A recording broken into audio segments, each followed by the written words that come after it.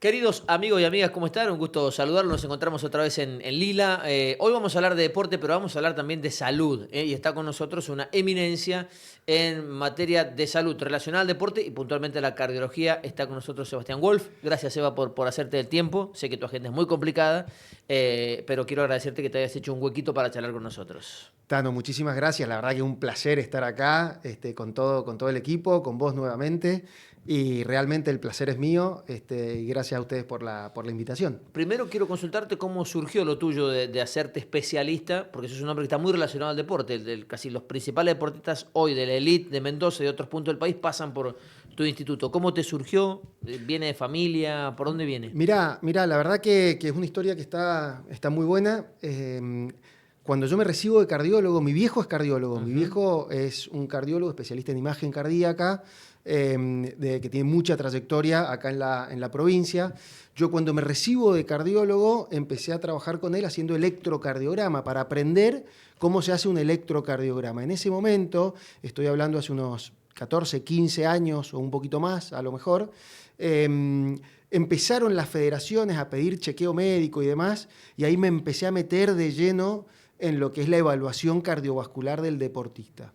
Y después tuve la suerte de completar mi formación en España, de conocer gente referente en cardiología del deporte. La cardiología del deporte, Tano, no es una especialidad que esté muy difundida, sobre todo en Latinoamérica. En Europa sí, en Estados Unidos también, y en algunos países puntuales de Latinoamérica también, pero no desde hace mucho tiempo. Yo tuve la suerte de formarme en España y de formarme con gente que es idónea, referente. Probablemente la doctora Araceli Boraita, con la persona que yo estuve, sea la referente de habla hispana a nivel mundial en cardiología del deporte. Hice parte de mi formación allá y después cuando vinimos acá armamos un grupo de trabajo muy acompañado por los referentes en Argentina. El doctor Guillermo Borman es actualmente el director médico de Boca Juniors. Con él armamos el Centro de Medicina del Deporte cuando arrancamos hace unos 14, 15 años, y él también fue una ayuda, un respaldo muy importante. Él venía y trabajaba en el instituto con nosotros atendiendo pacientes hasta la pandemia. Mensualmente él venía y atendía pacientes en el instituto desde que abrimos las puertas.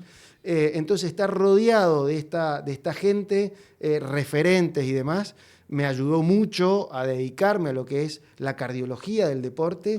Y hoy armamos todo lo que es la Sociedad Interamericana de Cardiología del Ejercicio y trabajo en conjunto en un capítulo que tuve la suerte de presidir los últimos años, y trabajamos con gente de todos los países de Latinoamérica, evaluando pacientes, realizando docencia, realizando investigación y concursos de actualización, concursos de su especialidad ahora. Así que hoy es otro tema, pero cuando arrancamos había poco. Bueno, un camino que se ha hecho, incluso los médicos deportólogos tampoco existían como tales y se fueron perfeccionando, y hoy la verdad que están en los que se dedican exclusivamente al deporte. Quiero, para iniciar, dividir la charla en dos, si te parece, porque vamos a hablar del corazón, de los riesgos, de lo que subestimamos muchas veces, nuestro cuidado del corazón, que cuando deje funcionar te fuiste. O sea, no hay mucha Hay uno más solo, alternativa. no es como los ojos. Hay unos, claro, no, y aparte hay otro que vos lo podés más o menos, que sea, pero acá dejó de funcionar y fuiste. Claro. No hay mucha más alternativa. Lo quiero dividir, uno en los que quizás va a coincidir conmigo. Argentina debe ser uno de los que más práctica de deporte tiene, porque nos gusta el deporte, practicamos deporte, y ahí lo vamos a dividir entre los que hacemos deporte porque nos gusta y los que lo hacen ya a un nivel superior. No es lo mismo una cosa que la otra, ¿o no? Para el corazón. Sin lugar a duda, sin lugar a duda. Mirá, hoy está la subespecialidad en cardiología del deporte. Yo soy cardiólogo, Sí. pero también soy deportólogo, porque soy especialista en medicina del deporte. ¿Y por qué existe esta subespecialidad? Porque la población, es decir, el paciente, no es lo mismo un paciente de la población general que un paciente deportista de alto rendimiento. El corazón es un músculo. Como todos los músculos, cuando uno entrena, se remodela el corazón. ¿Qué quiere decir que se remodele? Vos cuando vas al gimnasio y entrenás bíceps, por ejemplo, el bíceps se hace más grande. ¿Por qué? Porque necesita desarrollar potencia, fuerza y distintas características de acuerdo a la disciplina que uno practique. El corazón también es un músculo y se hace más eficiente. ¿Para qué? Para poder entregar la cantidad de oxígeno que necesita el atleta cuando hace alto rendimiento realmente. Entonces se agranda un poquito, las cavidades se agrandan un poquito, el músculo se pone un poquito más grueso para tener más fuerza de contracción, para mejorar el volumen sistólico, para entregar más oxígeno en cada uno de los latidos, porque el deportista realmente lo necesita. Esta remodelación, estos cambios, modifican todos los estudios complementarios que nosotros le podemos hacer a ese deportista. Es decir, es un corazón distinto. Entonces, el electrocardiograma que le hacemos a un deportista tiene ciertos cambios, o sea, ciertas anormalidades que no son patológicas. Son secundarias a la remodelación que tiene este corazón. Producto de la práctica que este sujeto realiza. Claro, producto de la práctica. Es pero como que si aparece quizás en uno más normal como yo, es un llamado de atención. Exactamente, tal cual. Entonces, el corazón de un deportista de alto rendimiento tiene menos frecuencia cardíaca en reposo que la población general. La frecuencia cardíaca normal es entre 60 y 90 latidos por minuto. Un deportista puede tener 50 latidos. Nosotros tenemos en seguimiento atletas que tienen 32, 33, 35 latidos por minuto cuando están durmiendo.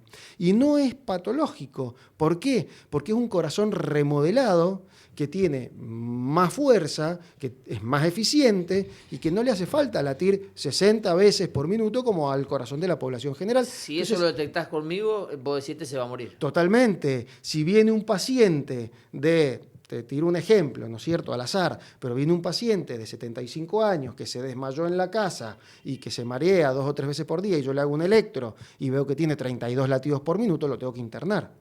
Entonces, es muy distinto la evaluación de un atleta de alto rendimiento que la evaluación de la población general. ¿Por qué? Porque tiene condiciones fisiológicas de adaptación que hay que saber interpretarlas muy bien y por eso es necesario que sean evaluadas por un especialista en este tema. Y por otro lado, perdón, ya te dejo. No, está bien, está bien. Y por otro lado, muchas veces el alto rendimiento, casi siempre, el alto rendimiento no es saludable. Entonces, ¿por qué? ¿Por la exigencia? Claro, porque nosotros sabemos que la actividad física es sumamente saludable. Me imagino que lo vamos a charlar en un ratito, ¿no es cierto? ¿Y cuánta actividad física? Y mientras más mejor, hasta cierto límite. Cuando ya entramos en alto rendimiento, los beneficios que tiene hacer actividad física no siguen aumentando después de cierto punto. Y sí aparecen mayor número de lesiones, probablemente, si estamos hablando de running, de ultramaratón y demás, puede ser lesiones en el tren inferior y algunas cositas que hacen que el beneficio no siga superando al riesgo de hacer alto rendimiento. Entonces, uno va al cardiólogo y el cardiólogo le dice, espera, no es saludable lo que vos estás haciendo. Ahora, hay que saber entender que esa persona que vino a la consulta con vos es un deportista de alto rendimiento y no corre maratones para normalizar el colesterol o para mejorar el control de su glucemia. Corre una maratón porque quiere estar en el podio y entrena porque quiere ganar, o si es un jugador de fútbol quiere tener un lugar adentro de la cancha. Y ese es el rol del deportólogo, acompañar al deportista en su carrera profesional, siempre y cuando no tenga ninguna contraindicación, no tenga ninguna condición que empeore por el alto rendimiento y lo ponga en riesgo. ¿Qué tan importante es este chequeo que vos decís que antes era poco habitual, hoy es más, yo noto que lo piden más, que es este apto médico que se pide y que algunos tristemente lo vulneran, viste, que lo falsifican? Claro, le pedimos al amigo que me meta la firma. Exacto, no vamos a desprestigiar al psiquiatra o al ginecólogo porque está firmando, porque es el cuñado que te pide el apto. Pasa. Lo cual es una cosa peligrosísima. Lo que pasa es que muchas veces se toma como un trámite y ese es el problema. Pero el problema no es solamente por la persona que lo toma como un trámite, hay ligas o federaciones.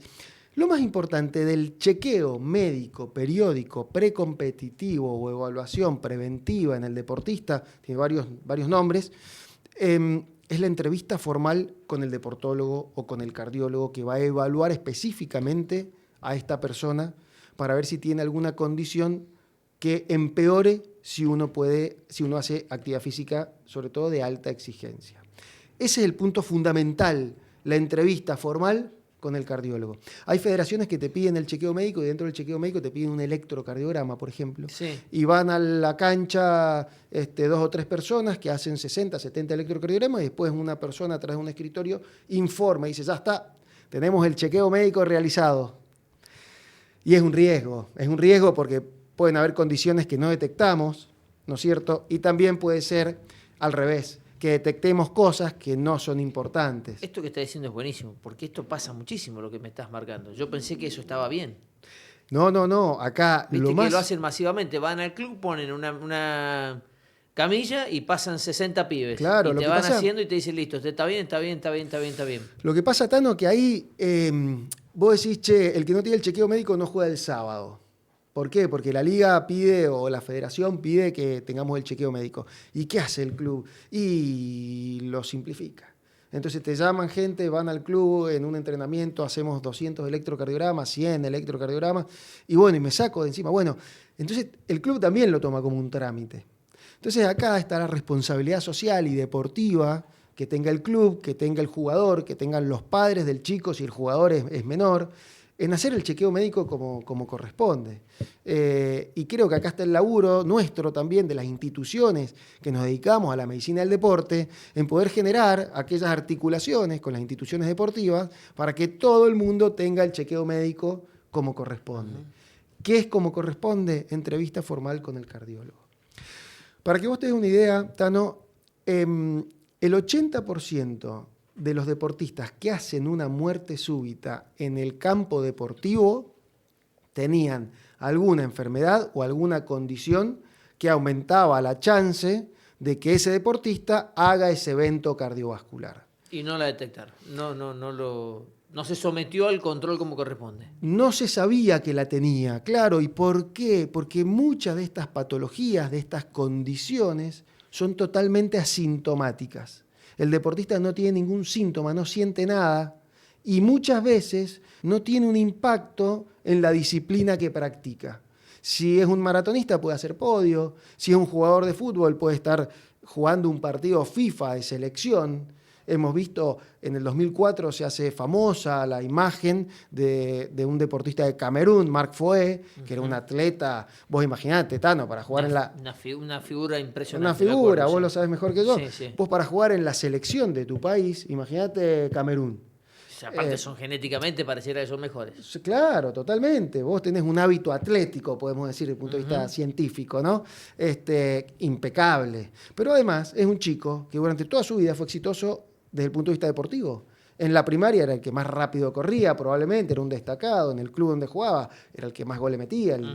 Y así toda su vida. Entonces vos no te imaginás que ese chico puede tener una miocardiopatía o alguna enfermedad cardiovascular que aumente el riesgo de que haga un evento cardiovascular mayor. Eso con un estudio sí lo puedes detectar. Y eso es el objetivo principal de hacer el chequeo médico periódico en un deportista. Prevención de muerte súbita. Intentar de diagnosticar estas condiciones o estas enfermedades que pueden aumentar las chances de que un deportista haga una muerte súbita.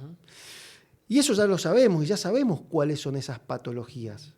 La gran mayoría de ellas se pueden diagnosticar en un chequeo médico periódico. No todas, pero sí la gran mayoría de ellas. ¿Periódico qué quiere decir? Por lo general, cuando un deportista es de alto rendimiento, hacemos una evaluación anual. Una vez al año hacemos la evaluación de ese deportista. Bien. En menores de 35 años, el grupo de las enfermedades del miocardio, el músculo del corazón, que muchas veces pueden ser enfermedades genéticas, congénitas y demás, es el grupo de patologías que más vamos a ir a buscar. Después de los 35 años, el grupo de enfermedades de las arterias coronarias, las arterias que irrigan al corazón, son las patologías más prevalentes asociadas a muerte súbita o a eventos cardiovasculares mayores en esta población. Entonces vamos a ir a investigar cómo están las arterias coronarias a través del examen periódico de salud que le vamos a hacer a ese deportista. Ahora, independientemente de que sea de alto rendimiento o no, después vos verás las condiciones de acuerdo a lo que practica. Hay que hacerlo. Sin lugar a duda, sin lugar a duda. Como yo te decía, el objetivo más importante del chequeo médico periódico de salud es prevención de muerte súbita. Esto que estamos hablando, encontrar estas condiciones que van a aumentar las chances de que una persona haga un evento mayor. Por lo general, si vos tenés una arteria tapada del corazón, un poquito tapada, y entrenás, y eso te sirve de gatillo para hacer un infarto agudo de miocardio, lo que te genera una muerte súbita es una arritmia, una taquicardia ventricular, que es la arritmia más frecuente que se produce cuando un deportista tiene una muerte súbita. El grupo de las miocardiopatías también. Cuando vos entrenás y tenés una de estas enfermedades, aumenta la chance de que tengas una taquicardia ventricular y con mala suerte eso te lleva a hacer una muerte súbita. O sea que el objetivo es diagnosticar estas condiciones en el atleta, pero también en la población general. Claro. Vamos a la población general, que Dale. evidentemente no se ha entrenado como lo ha hecho este atleta. Sería mi caso, básicamente. Perfecto. Juego a la pelota 2 o 3 veces con suerte a la semana. Trato de hacer algo de gimnasio, pero la verdad no soy un deportista que se entrena.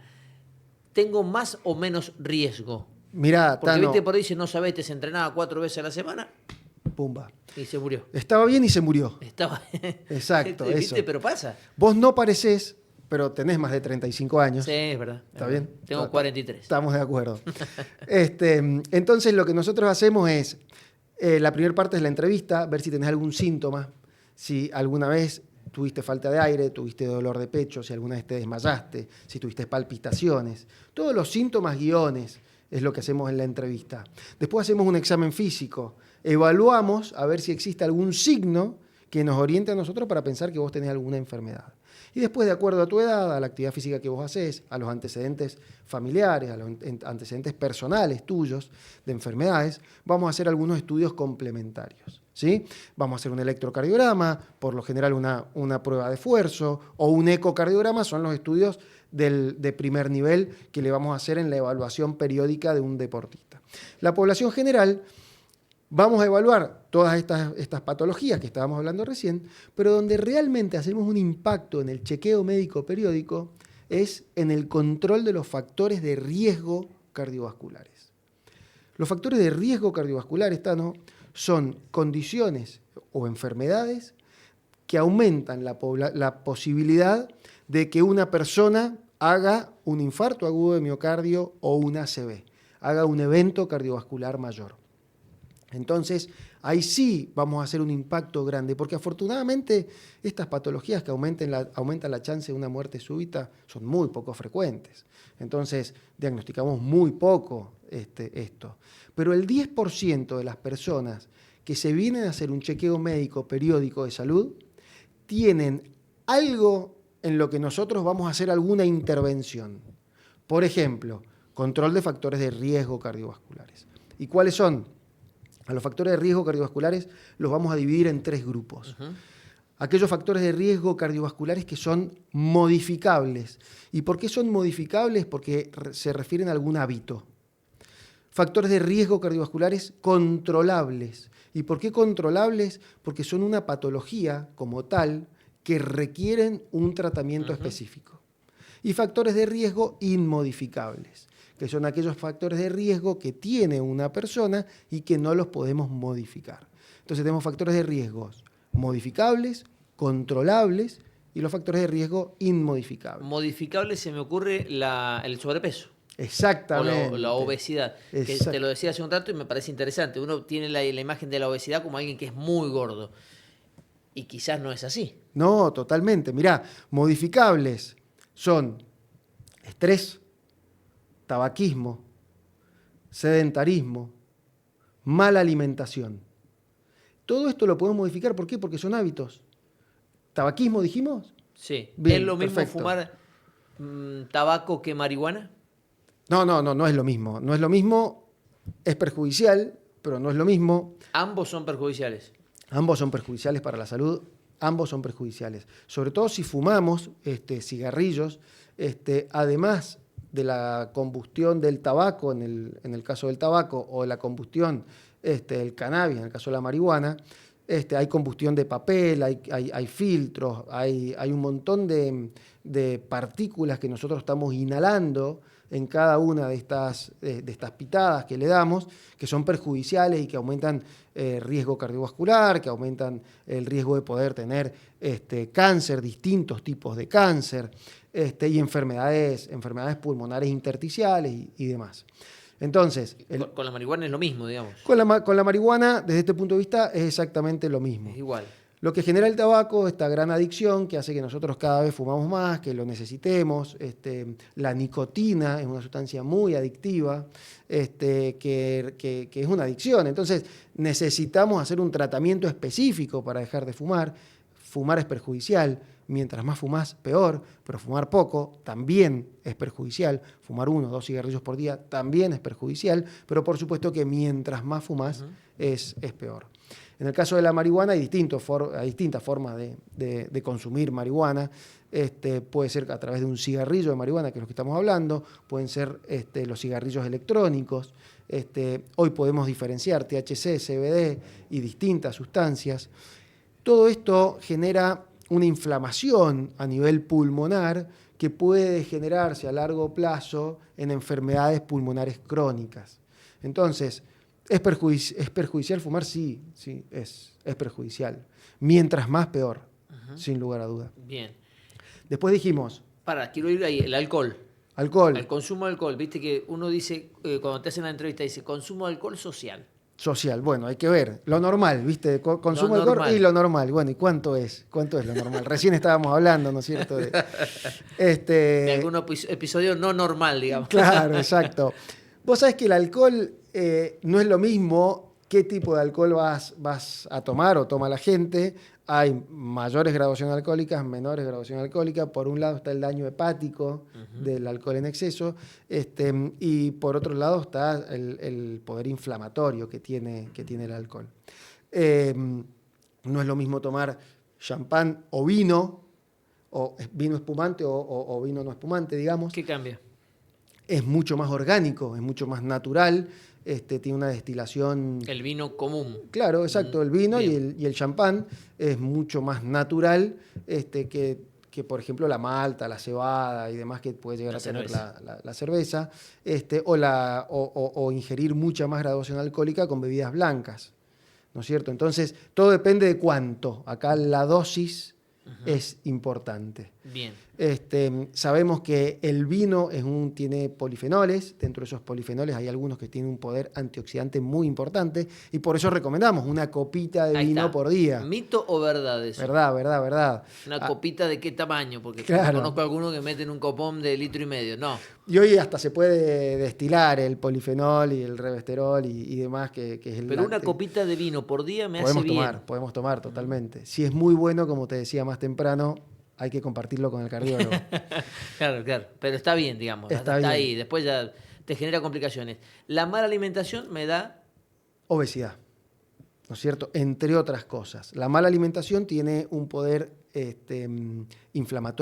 proinflamatorio muy importante. La inflamación a nivel corporal hoy es algo que le estamos prestando muchísima atención porque puede estar relacionado con los eventos cardiovasculares, esta inflamación crónica que podemos tener en el organismo y que la obesidad favorece mucho la inflamación crónica que podemos tener en el cuerpo. Se generan radicales libres a nivel endotelial, a nivel de las arterias, y esto puede favorecer a tener accidentes de placas de colesterol que te generen un infarto. Colesterol, tiraste un buen dato. Otro. Pero no como, viste, me dio el colesterol un poquito alto, no como más carne. Bueno, ahora lo vamos a charlar. Yo creo que la obesidad es un factor de riesgo muy importante en la población general. ¿Querés que te tire un tip? Dame el tip de la tablita porque vuelvo a lo mismo. Decíamos, el obeso no se lo imagina a alguien que está muy gordo. Dice, no, a mí no me va a pasar. Yo estoy ahí. Hay distintas formas de evaluar la obesidad o el grado de composición corporal, podemos decir, lo que tiene una persona. Una forma muy práctica para una persona de la población general, no un atleta de alto rendimiento, es sacar el índice de masa corporal. El índice de masa corporal es cuando uno hace una cuenta que es muy sencilla y podemos hacerla cada uno de nosotros en nuestras casas. Peso sobre talla al cuadrado. Tenemos que tener el peso en kilos y la talla en metros. Peso sobre talla al cuadrado. Eso nos va a dar un numerito. Si ese numerito es mayor a 25, Hacelo conmigo. estamos excedidos. A ver, Tano, decime. Hagámoslo ¿Peso? ahora. Peso, No, perdón, el peso estamos hablando de 72 kilos. Acordate que no me podés engañar. No te miento. O sea, me podés engañar, pero no es tan Puedo fácil. andar entre los 72 y los 74, ponele, por ahí. Dale. Y estoy midiendo unos 66 con muchísimas ganas. En puntita de pie. No, es más o menos lo que Con el mido. pelo seco. Cuando mojamos Sin el flequillo rizos, un poquito sin más. rizos. Un poquito alto te da. Eh, ¿Lo digo en vivo? sí. Te da un poquito alto. Entonces, ¿qué tengo que hacer? Y acá vamos a recomendar actividad física, vamos a optimizar el tema de la actividad física. Hoy las guías te recomiendan por lo menos 150 minutos de actividad física por día.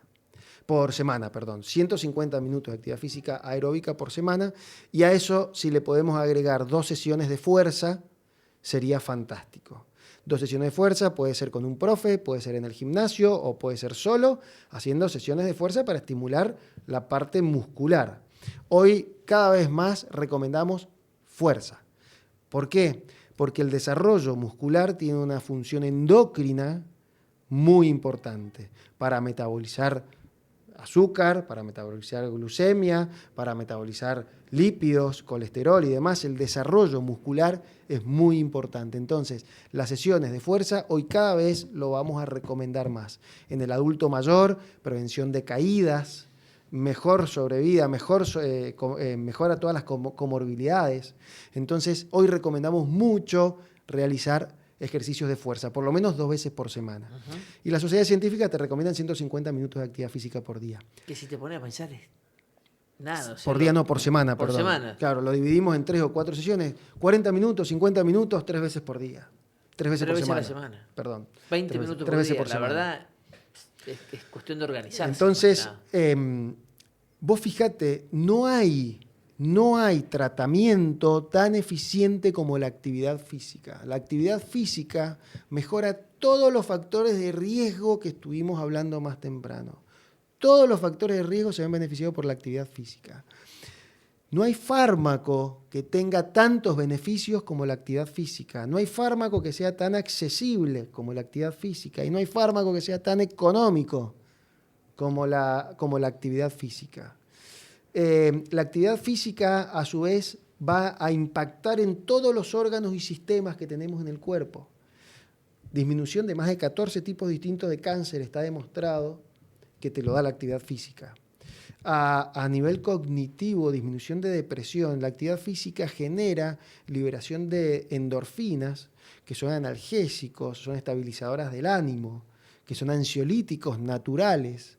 Mejora los niveles de cortisol, que es la molécula vinculada al estrés más importante y está vinculada a la inflamación crónica que tenemos en el cuerpo que mencionábamos recién. Es decir, hacer actividad física es fundamental en todas las patologías. Y yo creo que ese es el concepto que tenemos que sacar de esta entrevista. Actividad física. Lo que hay que combatir, Tano, es el sedentarismo.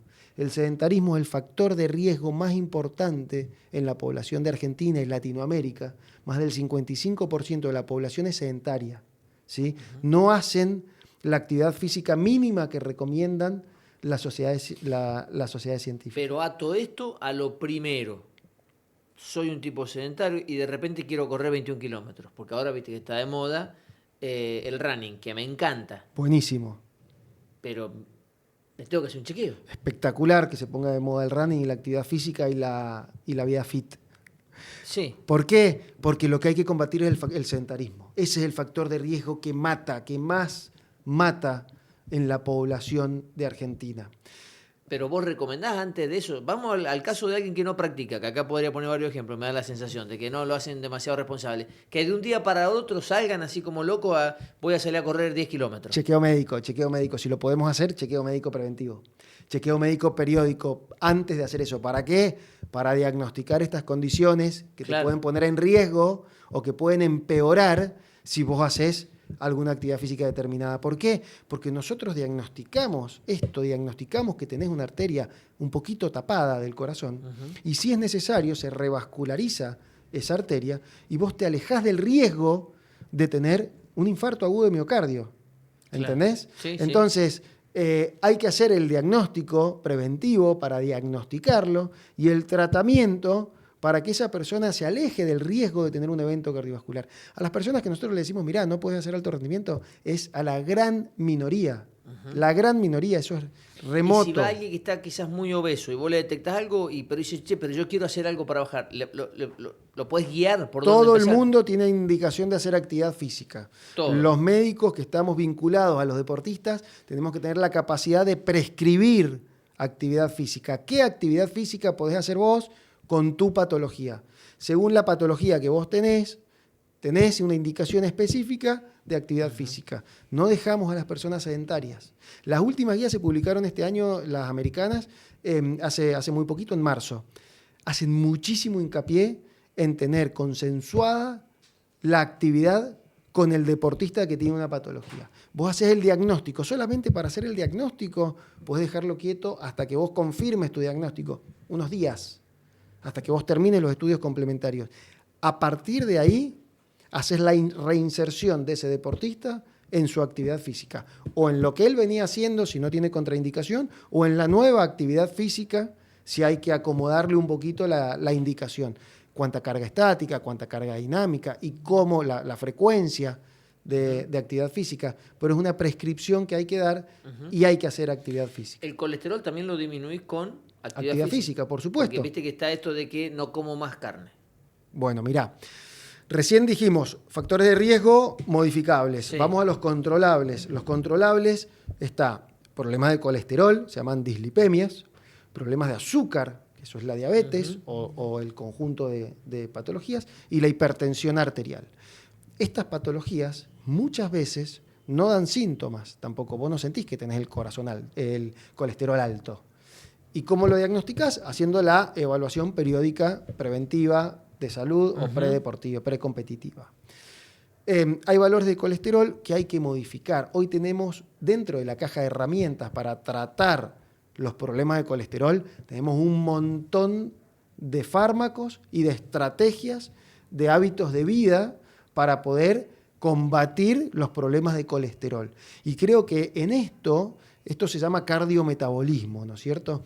En esto es donde más desarrollo hubo en cardiología en los últimos años, de cómo controlar los problemas de colesterol, de cómo controlar la diabetes y de cómo controlar la hipertensión arterial. ¿El colesterol me viene porque como mucha carne? El colesterol puede aumentar por un montón de motivos. Por lo general, la dieta y la actividad física, los hábitos higieno-dietéticos, pueden modificar hasta un 15% los valores de colesterol que nosotros tenemos. Entonces, es importante hacer actividad física y una dieta adecuada al problema de colesterol que yo tengo, sí, muy importante. ¿Por qué? Porque lo puedo modificar hasta un 15%, pero además va a hacer que sea mucho más eficiente el tratamiento farmacológico que yo reciba si yo lo requiero. ¿Hay un colesterol bueno y un colesterol malo? Claro, vos tenés distintas moléculas de colesterol. Hoy nosotros identificamos fácilmente alguna de ellas y tenemos dentro del perfil lipídico, tenemos algunas moléculas que favorecen más el depósito de placa de ateroma, de placa de colesterol en las arterias de todo el cuerpo. Ese colesterol que favorece el depósito de las placas de ateroma lo llamamos colesterol malo porque está muy vinculado a la densidad de la molécula de colesterol. Nosotros decimos, se tapó las arterias. Se le taparon las arterias, exacto. Y ese colesterol es el LDL, ¿no es cierto? El colesterol LDL es hoy uno de los parámetros que más miramos porque hablan del pronóstico que tiene un paciente que tiene problemas de colesterol. ¿Siempre hay vuelta atrás con ese colesterol? Siempre hay vuelta atrás. Sí, hay dislipemias familiares, que son aquellas alteraciones del colesterol de las más importantes, que el día de hoy tenemos una batería. Hoy está en desarrollo un montón de moléculas, hay algunas de ellas que las llamamos, o que las llaman, mejor dicho, la vacuna del colesterol, porque son inyecciones subcutáneas que se ponen cada 6 meses y que pueden bajar hasta el 50% de los valores de colesterol que uno tiene, de colesterol malo que uno tiene. Entonces, vos primero tenés otras estrategias con tratamiento, primero actividad física, dieta, después hay fármacos vía oral que vamos a tomar, que hay varias herramientas, hay varios grupos de fármacos. Si no alcanza a llegar al objetivo, tenemos otras medicaciones que son muy eficientes para normalizar el colesterol. Tampoco hay un valor de colesterol normal para toda la población. De acuerdo al riesgo que tenga una persona, el riesgo cardiovascular, va a ser qué valor de colesterol o qué valores de los distintos tipos de colesterol es el que nosotros vamos a recomendar. ¿Y por qué recomendamos normalizar el colesterol, Tano? Y esto hacemos un breve paréntesis, ¿no es cierto? Sí. Porque tenemos evidencia científica con protocolos de investigación de miles y miles de pacientes con seguimiento de muchos años que dicen que esa población que tiene ese perfil lipídico y que toma esta medicación va modificando su perfil lipídico, se muere menos que las personas que no lo hacen. Son estudios de mortalidad, que son los estudios de mayor impacto en medicina. Cuando nosotros modificamos la mortalidad con un fármaco, es cuando más nivel de indicación, recomendación podemos tener para cierto tratamiento. Vos imaginate, Tano, en 1922 creo que fue el descubrimiento de la penicilina, que es el fármaco que ha modificado la mortalidad de toda la población humana con mayor impacto. Y después de eso vienen estas moléculas que modifican el colesterol. ¿No es cierto? O sea, varios años después, antes de 1950 se identifican las estatinas, que fueron de las primeras moléculas, y modifican la mortalidad en la población general de una forma muy significativa. ¿Por qué? Porque mejoran el perfil de colesterol. Entonces, número 1, dieta, actividad física, y número 2, hacer el control periódico de salud, porque si tenemos valores alterados de colesterol, los vamos a normalizar, si es necesario, con tratamiento farmacológico, porque de esa forma la gente se muere menos. Y te quedaba el tercero, que era el que ya... Hipertensión arterial. Sí. Hipertensión arterial. ¿Qué es la hipertensión? Ni siquiera me sale la palabra. Hipertensión arterial. Hipertensión arterial. La presión arterial es una variable hemodinámica, es la presión que tenemos dentro de los vasos sanguíneos de las arterias, ¿no es cierto? Esta presión se va a modificar de acuerdo a lo que yo necesite, de acuerdo al momento del día donde estamos, y por distintos factores se va a ver modificada normalmente, fisiológicamente, la presión arterial. Por ejemplo, si yo hago algún tipo de actividad física, pongo al cuerpo en movimiento, la presión arterial aumenta. Este es el resultado normal que podemos tener en el cuerpo. Si no aumenta la presión cuando yo hago actividad física, es patológico. Es un problema si no aumenta. La presión arterial responde mucho al sistema simpático y parasimpático, que es el sistema de lucha y huida que tenemos todos los mamíferos, porque nos prepara para la acción. Es decir, si nosotros tenemos algún estímulo estresante, un dolor o algún estrés emocional importante, la presión arterial va a aumentar. Esta es la respuesta normal de la presión arterial. Es patológico cuando el promedio de 24 horas de la presión arterial de una persona supera el límite máximo normal. Podemos decir 140, 85, 135, 85, de acuerdo a cómo evaluemos la presión arterial. Tener la presión arterial alta aumenta la inflamación crónica que podemos tener en el cuerpo y genera mayor rigidez arterial, que aumenta las chances de que una persona tenga un evento cardiovascular mayor a largo plazo. Entonces, la presión arterial se llama el enemigo silencioso. ¿Por qué? Porque no da síntomas muchas veces. Hay veces que te puede doler la cabeza, pero hay veces que te va a doler la cabeza y no va a ser por la presión, y hay veces que te suba la presión y no te va a doler la cabeza. Por eso se llama el enemigo silencioso. ¿Y cómo se diagnostica?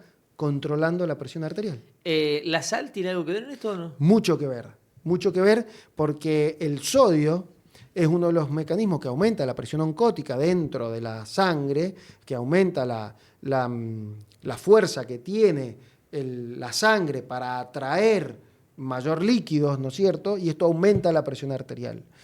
Entonces, en la hipertensión arterial esencial, que es más del 90% de los casos, el mecanismo por el cual, uno de los mecanismos más importantes es la ingesta de sodio. Entonces, lo que recomendamos es no ponerle sodio agregado a la comida. Con el sodio que ya traen los alimentos, si uno hace una dieta balanceada, es suficiente. Qué difícil, ¿no? Es una cuestión de hábitos, es una cuestión de hábitos. Yo sí, me claro, crié... claro, pero viste lo que tenemos 43 años poniéndole sal a la carne. Claro, bueno, pero es eso, es modificar un hábito. Y el azúcar me pregunta, pero ya vamos por el azúcar. Ahora vamos por la diabetes.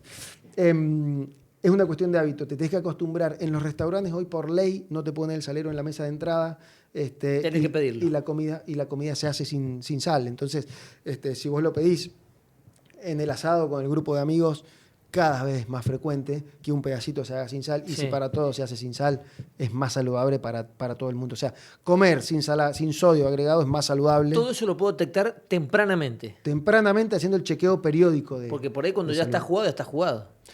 El No sé si me explico lo que te quiero decir. El problema es que yo no lo diagnostique y que durante años hayamos tenido la presión elevada o el colesterol elevado con un perfil lipídico alterado o la glucemia elevada y ya hayan puntos sin retorno. Cuando yo lo diagnostico de entrada y lo normalizo y controlo el factor de riesgo, después, primero, controlarlo es mucho más fácil.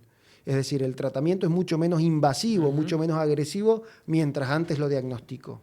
Y muchas otras veces no voy a tener daño de órganos blancos. Es decir, la diabetes, la hipertensión, el colesterol elevado, pueden hacer daños en órganos, distintos órganos, corazón, riñones, cerebro, ojos, que sean irreversibles a lo largo del tiempo, ¿entendés? Entonces, yo controlándolo a tiempo, voy a prevenir todo eso y lo voy a controlar mucho más fácil. Y nos preguntaban del azúcar. Diabetes, La diabetes. es la tercera de las que dijimos que era Sí. el factor de riesgo controlable. El azúcar alto en sangre, muchas veces podemos hacer diagnóstico de estados prediabéticos, cuando tenemos glucemia en ayuna alterada. Que el azúcar en ayunas esté alterado muchas veces es una condición previa a que una persona tenga diabetes tipo 2, estamos hablando. ¿no Por es eso cierto? nos sacamos sangre en ayunas. Por eso sacamos sangre en ayunas, hacemos una determinación de glucemia y si es necesario podemos tratarlo a esto antes de que la persona desarrolle diabetes. Y puede ser que nunca desarrolle diabetes si el tratamiento es eficiente, eficaz y está hecho a tiempo. Esto es muy importante, esto es fundamental porque se genera un círculo vicioso con la regulación de la glucemia. El páncreas es el encargado de generar insulina y muchas veces cuando nosotros tenemos una obesidad importante y tenemos altos consumos de hidratos de carbono y demás, la insulina que genera el páncreas no alcanza a bajar la cantidad de azúcar que tenemos en la sangre. Entonces genera más insulina y como genera más insulina, no se genera insulina de calidad. Y esto genera un círculo vicioso que hace que el páncreas tenga que trabajar más y más y más hasta que en un momento se cansa. Y cuando se cansa, desarrollamos diabetes. Estamos explicando, estamos bajando, Sí, pero se ¿no es entiende cierto? claramente. Entonces es muy importante cortar este mecanismo a tiempo para no desarrollar diabetes. Se puede prevenir haciendo un chequeo médico periódico previo y haciendo el control de estos factores de riesgo cardiovasculares y el tratamiento, si es necesario, antes de desarrollar diabetes. Y después habías hablado de una tercera que eran los que ya no puedo No controlar podemos porque modificar. no... Ser hombre es un factor de riesgo, o sea, el ¿Cómo sexo ser al hombre? nacer. Ser hombre, nacer hombre, Sí. es un factor de riesgo cardiovascular más. ¿Por qué? ¿De verdad? Claro, te lo juro. ¿Por qué? Porque las mujeres tienen ciertas hormonas que son protectoras para el sistema cardiovascular. ¿Sí? Toda la vida estrogénica de una mujer está protegida justamente por los estrógenos de tener eventos cardiovasculares. La edad es otro factor de riesgo cardiovascular.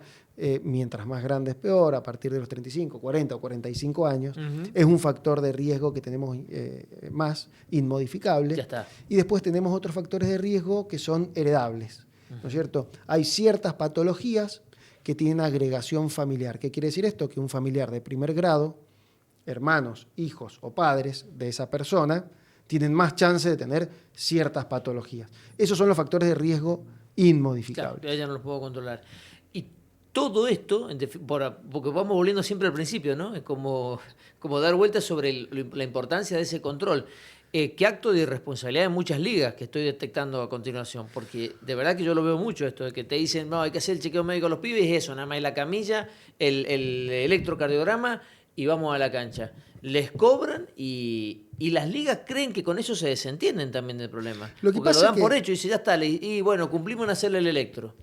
Acá es un tema de discusión largo, ¿no es cierto? Y que por ahí excede un poco el objetivo de la discusión de hoy, pero una cosa es el deslinde de responsabilidad, que es lo que yo le firmo a la organización de una maratón, a una liga y demás, si yo quiero competir.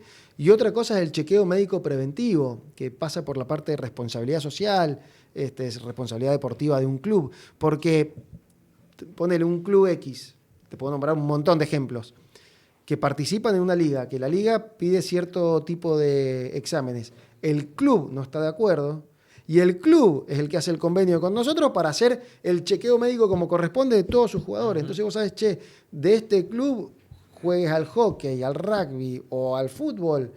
Mirá, la liga de fútbol no te pide lo mismo que las otras, pero el club pide un chequeo médico para que jueguen los jugadores ahí. Y después tenés toda la parte profesional. Yo tengo la suerte de participar con 3 de los equipos profesionales de Mendoza. En Godoy Cruz estoy muy vinculado, estoy muy metido en el cuerpo médico. Hacen chequeos médicos como lo exige FIFA, o sea, bueno, este año hubo torneo internacional, pero todos los años les hacemos los controles a los jugadores antes de firmar el contrato, 2 veces en el año cuando hay torneos internacionales. Hacemos un seguimiento cardiovascular en conjunto con el cuerpo médico del club. Y es un tema económico, porque muchas veces el jugador de fútbol profesional tiene la misma carga de entrenamiento que un jugador de primera de rugby, de los clubes de élite o de otras disciplinas, de un montón de disciplinas. Entonces, hay que hacer el chequeo médico por un tema de responsabilidad social y deportiva. Y la realidad de Argentina no es la misma que la de Estados Unidos, no es la misma que de los países nórdicos, europeos, etc. Entonces, muchas veces hay discusiones sobre cómo tiene que ser el chequeo médico precompetitivo. Y hay que tener evidencia y hay que tener cómo es la realidad del país donde uno vive, porque a lo mejor en Estados Unidos es una realidad totalmente distinta, porque la accesibilidad a la parte de salud es distinto que los países que tenemos nosotros, los honorarios, los valores, todo lo que tiene que ver con la accesibilidad al sistema de salud, no es lo mismo. Entonces realmente hay que adaptarlo a nuestro medio. Nosotros en la Federación Argentina de Cardiología hicimos recomendaciones recientes, tendrán un año, un poquito más de un año, sobre cómo es el chequeo médico precompetitivo que recomendamos para los deportistas de alto rendimiento. Pero parte de una charla. Pero parte de una charla. Un buen diagnóstico. Totalmente. Parte de la entrevista formal con el cardiólogo, con el deportólogo que está haciendo la evaluación. No es un trámite. No es un trámite, Tano, exactamente. O sea... y también es importante resaltar que no tiene que ser una traba para que las personas hagan actividad física. ¿Sí? Se entiende. Hay que adaptarlo, dijiste. Hay que adaptarlo. La actividad física es fundamental, impacta en todos los órganos y sistemas, como decíamos recién. Tiene beneficios a nivel cardiovascular, a nivel cerebrovascular, a nivel cognitivo, a nivel oncológico. En el adulto mayor ni hablar. Es el mejor tratamiento, mucho mejor que cualquier fármaco que podamos prescribir los médicos, es la actividad física. Entonces hay que saber cómo prescribir actividad física para nuestros pacientes. Seba, seguramente se me han quedado muchas cosas ahí, pero la verdad que llevamos una hora de charla más que interesante. Tengo que ir cerrando. Algo para que presten atención quienes mandan a los chicos a la escuela y les preguntan, ¿cómo funciona el corazón? ¿Te animás a hacernos ahí brevemente? Porque todos creemos que sabemos. No, me encantó. Hace poquito di la charla de sistema circulatorio para el colegio de mi hijo, 4º grado, y me encantó. El corazón es una bomba, ¿no es cierto? El corazón es la bomba del aparato circulatorio que tiene el cuerpo. El aparato circulatorio está compuesto por el corazón, que es la bomba que va a impulsar la sangre, por las arterias, que son los vasos sanguíneos que salen del corazón y llevan la sangre con oxígeno a todos los órganos y sistemas que tiene el cuerpo, ¿sí? En los órganos, las arterias se van haciendo cada vez más chiquititas hasta llegar a los capilares. Eso va a hacer que la sangre entregue oxígeno a ese órgano que está irrigando, y el órgano le va a entregar el dióxido de carbono a la sangre, que de los capilares chiquititos se van a ir haciendo cada vez más grandes y se llaman venas, que son las que llevan la sangre hacia el corazón. Una vez que entran las venas al corazón del aparato circulatorio sistémico de todo el cuerpo, entran al corazón derecho. El corazón derecho va a mandar la sangre sin oxígeno a los pulmones, y los pulmones se encargan de reoxigenar la sangre a través de la respiración. Y de los pulmones la sangre vuelve al corazón izquierdo, al lado izquierdo del corazón, que de ahí va a volver a salir por las arterias llena de oxígeno para irrigar y para entregar oxígeno a todo el cuerpo. ¿Se entiende? Impecable, impresionante. Y cierro con esto. Si me va mal en el amor. Corazón partido, decís vos. Sí, ¿existe eso o es chamullo? Y lo podemos evaluar defectos, agujeritos que puede llegar a tener el corazón. Pues sabés, Tano, que existe una patología que se llama miocardiopatía por estrés. La miocardiopatía por estrés es una enfermedad sumamente grave que podemos tener en el corazón, que está desencadenada por un estrés muy importante. Se me quemó la casa, me divorcié, se murió un familiar muy cercano, y de repente esa persona empieza con dolor de pecho y va al hospital, y cuando le hacen las primeras evaluaciones es exactamente igual a un infarto agudo de miocardio, como si se le hubiesen tapado las arterias a esa persona. Y nos llevamos una sorpresa cuando le hacemos el cateterismo, que es el estudio para ver las arterias del corazón y poner un stent si es necesario, si alguna está tapada, vemos que todas las arterias están impecables. ¿Y qué tuvo esa persona? Una crisis de catecolaminas.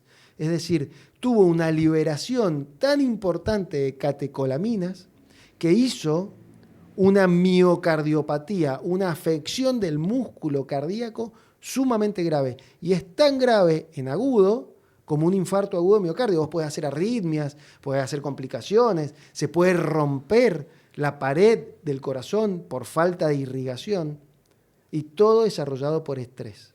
Se denomina takotsubo, porque el takotsubo es un jarrón, es una vasija que utilizaban los japoneses para cazar pulpos. El corazón tiene una forma similar a esa vasija cuando tenemos una miocardiopatía por estrés. ¿Y esa no tengo cómo zafar? Esa es impredecible, muchas veces se da principalmente en mujeres de más de 50 años y que tienen un episodio de estrés muy importante. Y te voy a contar una historia personal, rapidito. Sí. Hace muy poquito, una paciente que tuvo un takotsubo muy grave y que se recuperó espectacularmente, me llevó de regalo un takotsubo original, que era la vasija esta con la que antes se cazaban, se pescaban pulpos en Japón. Ella agarró, lo compró, lo consiguió por eBay y demás, consiguió 2 de estas, que son reliquias realmente, y nos llevó una de regalo. Hoy está sumamente bien. Si pasa el episodio agudo, pueden quedar sin secuela las pacientes. Seba, gracias por el tiempo. Ha sido un placer charlar con vos. Tano, muchísimas gracias. La verdad que siempre que tenemos la posibilidad, para mí también es un placer. Y gracias a todo el equipo acá que, nada, todo de primera, a Bardo, a Lila. Estamos sacando cuenta todo, del tema de la... Estamos haciendo la cuentita esa que no hiciste. Un placer. Sebastián Wolf, aquí con nosotros, enseñándonos y ayudándonos a entender también la importancia de la tarea preventiva, sin lugar a dudas. Gracias, Seba, una vez más. Un placer. Tano, gracias a ustedes.